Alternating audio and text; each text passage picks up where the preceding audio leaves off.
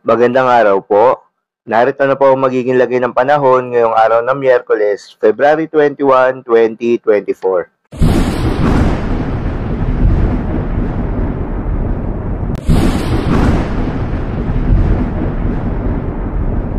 Sa kasalukuyan nga, ayon sa Pag-asa, easterlies o yung mainit na hangin galing sa karagatang Pasipiko ang patuloy pa rin na umiiral sa silangang bahagi ng ating bansa. Magandang balita naman dahil ayon sa Pag-asa ay walang binabantayan na low pressure area o bagyo sa loob at labas ng ating Philippine Area of Responsibility na maaaring makaapekto sa ating bansa. Ngunit ayon nga sa Pag-asa ay hindi pa rin inaalis ang posibilidad na magkaroon ng isa o maaaring walang bagyo na papasok ng ating Philippine Area of Responsibility ngayong buwan ng Pebrero.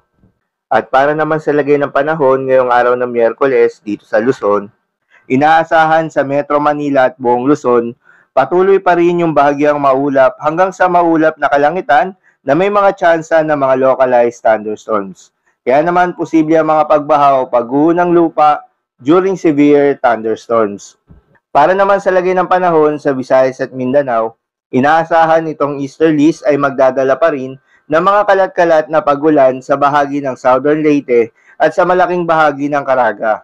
Kaya naman posible ang mga pagbaha o pagguho ng lupa dahil sa katamtaman hanggang sa kung minsan ay malakas na pagulan.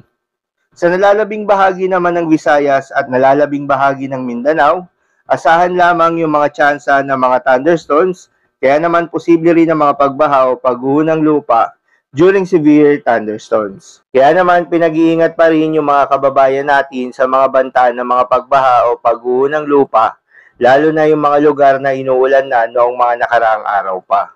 Para naman sa lagay ng mga dagat baybayin, ayon sa Pag-asa ay walang nakataas na gale warning sa anumang seaboards ng ating bansa. Kaya naman malayang makakapamalaot ang ating mga kababayang mangingisda at yung may mga maliliit na sasakyang pandagat. So yun lamang po para sa lagay ng panahon ngayong araw ng Miyerkules. Keep safe everyone.